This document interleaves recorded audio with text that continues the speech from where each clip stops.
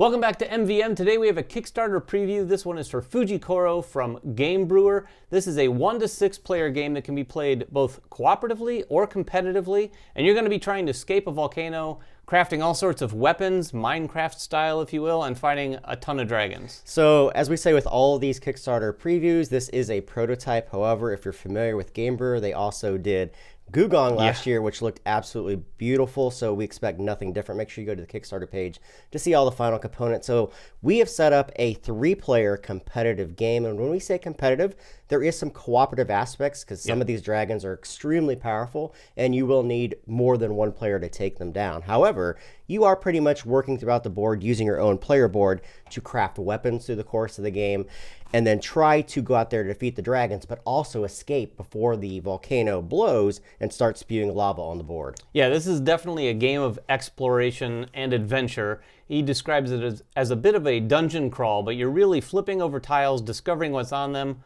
hopefully being prepared for that. And we've got it all laid out here with these components. So like Jeremy said, these aren't final. In fact, if you've taken a peek at the Kickstarter page, they're going to have miniatures for all of the figures and probably a lot of the dragons as well. It looks amazing. So each player is going to have a player board in front of them. This player board is going to represent their character. When you look at the player board, you're going to see at the very top the 3 basic actions that you'll be taking. In fact, you have 4 actions that you can take. Those actions are to explore, to move, and then to gather. The final action is to rest. That's when you're going to take all your actions back, place them over the left-hand side, and repeat those. When you rest, though, it's the only time you're able to craft. And crafting in this game, as David already alluded to, is kind of done like Minecraft. You have these areas on your player board. You have a helmet, you have a place for your weapon, which can either be a single weapon or a dual weapon, or one massive 2-handed weapon, which are going to be used to craft in this area. And the bottom, you have your sandals, which are going to help you traverse over lava through the course of the game. On the left-hand side, you have a place for your backpack where you're going to store either tokens or some of the resources, and then available spots where you can actually unlock a secondary backpack through the course of the game. You have 2 places for scrolls, one where you're naturally going to be able to get, and then another one that you can, of course, unlock. And over on the right-hand side, you have a place for all of your magical blueprints that you can actually acquire through the game. This game is all about going out there, finding these blueprints and making your character better and better through the course of the game. Yeah, and in addition to that player board, which had a lot of information, there's also a lot on the table. We've got the main board here. On the left-hand side, you're going to see the volcano. This starts with just one tile in the center where we all enter the volcano, and then tiles are going to be added throughout the game. These temples start in those locations at the beginning of the game. Those are like the central location, but you're going to be able to go there to potentially get magical blueprints as well as potentially some resources. And then over on the right-hand side of the board, you're going to see a number of things. One is the big palace and the small palace. These are going to be locations that you go to after you escape at the end of the game, potentially to score some points while everyone else is still trying to escape. Then you've got your sacred scrolls, and then over on the far right, you've got the dragon statistics at the top for when you face them, and below that, all of the normal blueprints that you can acquire throughout the game. Speaking of the tiles, they come in 3 different types. You have level 1, level 2, and level 3. Anytime you explore level 2 and level 3 tiles, you're going to gain some victory points for them. However, when I speak about these levels, level 1 is everything around the central tile, and then level 2, and then level 3 on the outer side. When you look at the anatomy of a tile, some of them may have lava on them, some of them may introduce a dragon, some of them are going to introduce monks, which we'll talk about in a moment, which are extremely important to gather. And then some of them are going to introduce more resources and even some of your own tokens that you're going to want to go out there to gather to be able to unlock some of the scrolls through the course of the game. And the last few bits to talk about are all of the resources and the dice. The resources come in a few different varieties. You've got wood, metal, there's dragon teeth, and then there's magical tokens that represent when you get those magical blueprints going and actually build them, you're able to imbue those weapons, items, what have you, with magical abilities. The monks, and then the dice. The dice are going to tie into these resources. You've got brown, gray, and white. The brown represent wood, then metal, and then the dragon teeth. You're going to use these resources to build your weapons and your various items, and when you're in combat, you're going to be using these to represent those weapons as big as you've built them. Speaking of the weapons, I'm going to place this right here. Everyone starts with a Singular weapon that's going to have 2 wood pieces and 2 metal pieces. That's very important to understand how this whole thing works. These are going to be your weapons that you're going to be able to use through the course of the game. And very Minecraft style, you can build these in any configuration. It's really, really neat. Yeah, it's really cool, and you saw on that player board a lot of spaces too that had the monk next to them. As you acquire those monks, that's going to be the only way you unlock those spaces. So if you want to build that big two-handed weapon, you're going to have to find a monk first to unlock that area of the weapon. So on a player's turn, they get 2 actions. Your actions are going to be represented by these 3 tokens that you start with. You have the ability to have a 4th action token. If you acquire a monk, he can simply be placed there to be an action. However, you only get to take 2 actions every turn. Those actions are very simple. The very first one I'll talk about is to explore. If you are on a spot that is adjacent to any other empty area, and the center tile is basically one giant area. If I am in this location, I can say I want to explore this area by placing one of my action tokens over that. When I do so, I'm going to flip that tile. Now remember, if this is at level 2 or level 3, I may gain some victory points immediately. Then I'm going to look at this tile. I'm going to choose how do I wish to rotate this and configure it according to where I want to place it on the board. Obviously, you might want to block other players out by placing lava in front of them, so they have to step over it and lose some of their sandals in doing so. Then you're going to look at the tile itself, and some of these tiles may introduce resources. These are the resource tiles that you see here, and they're simply going to be placed face up. These are places you can go to gather some of those resources, and when they're gathered, they're going to be turned face down, and they're only going to be available again when another player or even yourself explores a tile that is adjacent to that particular tile that you placed. And there's some other areas in here that may introduce monks. There's areas that may introduce dragons and so forth. Yeah, and one other thing that's going to show up on those tiles are sacred scrolls. Now the cool thing about this is it's not just a generic sacred scroll space. You're going to flip over a tile and you might see, for example, a number of the different player characters on the spaces. If you do, you're simply going to take the associated sacred scroll from those players and put them on those locations. That player can then go there to acquire those sacred scrolls. The second action to do is to simply move. Every character has a maximum movement of 3, and they can move less than that if they so wish. One caveat, if you move into a location or a tile that contains a dragon, you have to stop your movement at that time, and you have to physically fight that dragon. We'll talk about that in a moment. When you move, you're simply going to choose how many spaces you wish to move, and then you're going to stop on that particular location. Now, you can move over lava if you so wish to. However, every space of lava that you move over is going to do 5 damage to you. And how you configure damage is by removing things that you've built on your sandals. All of these resources have a particular value placed on them. Your wood is worth 1, and all the other resources are worth 2, meaning that if I move on a space with lava, I could get rid of 2 metal, which equals 4, and 1 wood, which equals 1. You add those together and you have 5. Physically allowing you to move that lava, but you've wasted a lot of actions in doing so. Yeah, and you've lost your sandals practically. Yeah. Because if you can't go on lava and take all the damage on your sandals, you can't go on lava. Yep. So the third action is to actually gather. Now you can do these things in any order, but when you gather, you're going to gather what is in your exact space. And again, these tiles aren't spaces, except for the central tile and the temples. All these spaces are divided up, or all these tiles are divided up into 7 different spaces. So for instance, where Jeremy's standing right here, if he gathered, he's going to collect 2 wood and 1 metal. And like he said, then he would flip this tile over. And as I mentioned, if I were to move here with my character, I could gather my sacred scroll. When I do that, I'm going to go over here and choose one of those 3 face-up sacred scrolls or the one that's face down. Basically, wherever you go and whatever space you gather from, you're going to take the associated item from the board and put it near your player board. Now, the sacred scrolls are going to give you ongoing variable abilities through the course of the game. They're also worth 3 victory points. The other thing you have to pay attention to in this game is that you have a very limited amount of capacity in your original backpack. So if you collect one of these round tokens, it's going to stay in there as long as you have that scroll, meaning you have 1 less spot. If you collect a particular set of resources, it's going to stay in there until you use that to craft something in the game. Speaking of crafting, this is probably the most interesting thing about the game, the thing we love about it. Whenever you rest, all of your action tokens and the monks that you've used to be able to power some of those actions are going to go back over to the left-hand side of your board.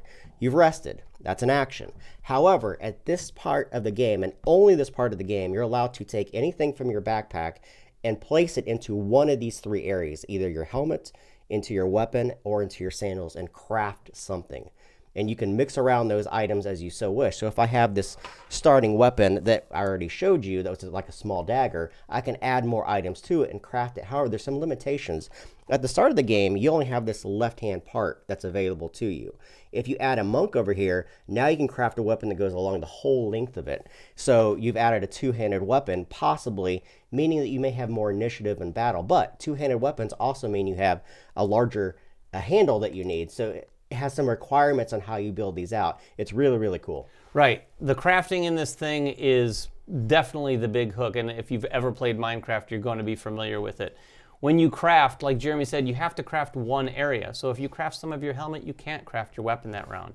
Now, the cool thing is when you craft, you're able to take some stuff back off and put in your backpack too. But if you take even one thing back from the item that you're crafting, you're going to lose at least one resource. The other interesting thing, one of the motivators for how you're crafting is when you look at all of the blueprints that are out on the board, those are basically up for grabs blueprints. You're going to look at those like this one right here, and you're going to see a particular format for how they've organized the wood, the metal, and the dragon tooth. If you've got all of these things and you take a crafting action, you can look up at any of these blueprints, and if you've successfully built that weapon, and by that I mean you can build that weapon specifically and exactly, or you can build a weapon that's much larger that just includes that same pattern, you're able to take that card, that blueprint, and put it under the top of your board immediately. These things are going to have a variety of different benefits. This one lets you get an extra victory point every time you take that action. So you're going to put that either above explore, move, or gather, and when you take those actions for the rest of the game,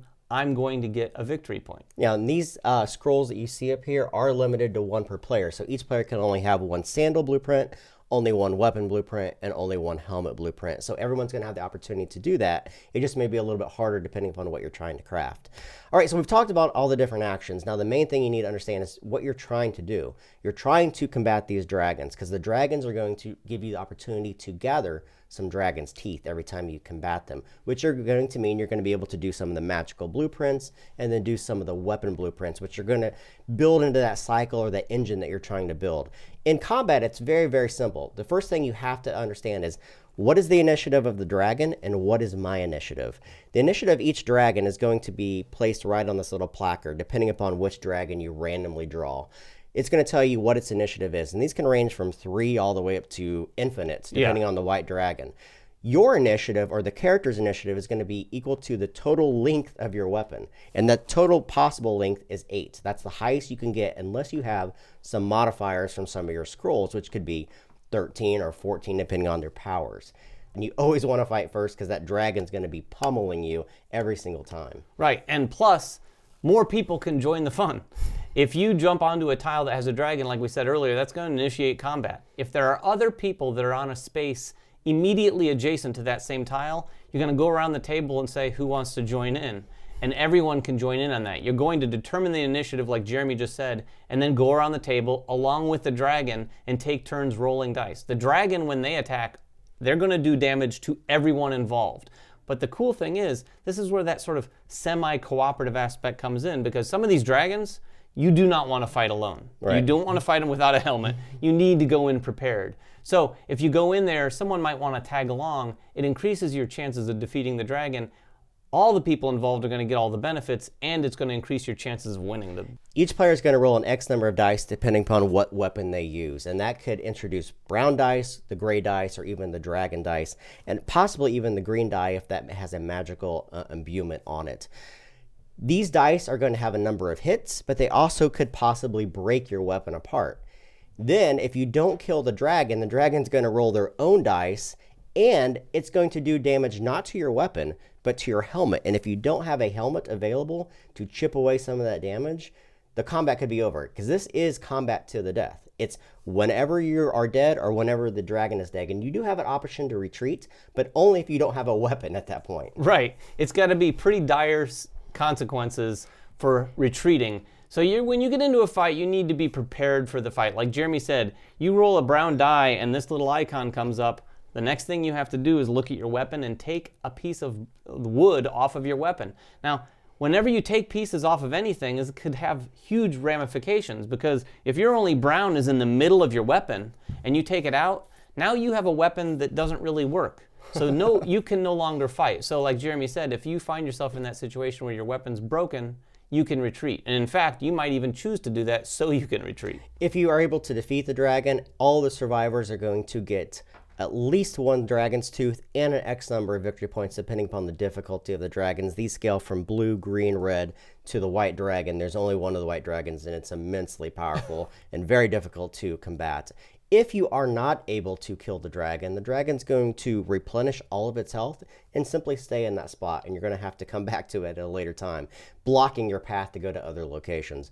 One more thing we want to talk about before we get into Endgame are these temples. These temples are locations that you can go to either gather resources or to grab some of these magical blueprints. It's a place where you can gather. These magical blueprints are going to be off to the right-hand side of your player board, and they're another achievement that you can get from crafting very specific weapons, and they could give you this cube, this little gem here that is going to allow you to do some very special things through the course of the game as well. Yeah, so how does all of this end? Yeah. So you're going to be running around the board, exploring it, fighting dragons, gathering new weapons and items, until someone scores 30 victory points. The moment someone scores 30 victory points, that's going to trigger the end game. Now, the end game in this is not just one round. It's basically 8 more rounds from that point forward. You're going to go around the table multiple times.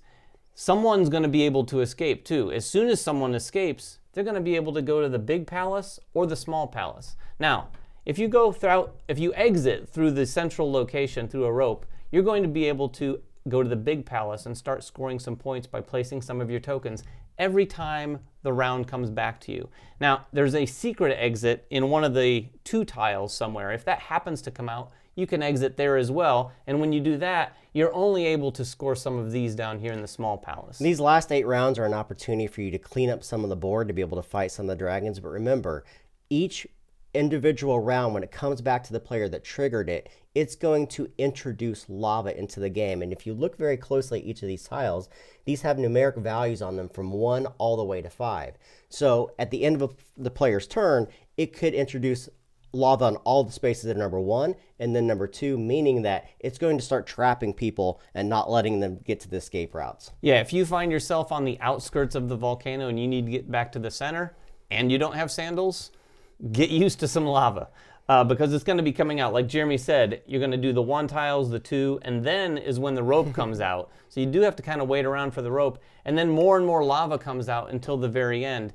And now, it must be said, you can be in the volcano and still win this game. You don't have to exit, but if you are able to exit, like some other games we've played in the last couple of years, you're able to just score some bonus points the entire time while you're sitting there safely out of the volcano while everyone else is scrambling to get out. So that is Fuji Koro from Brewer. Remember, this is both a competitive game and a cooperative game, so which we didn't even mention about. Make sure you guys go to the Kickstarter page to see all the final components, as we always say, and we will catch you guys next time. Bye-bye.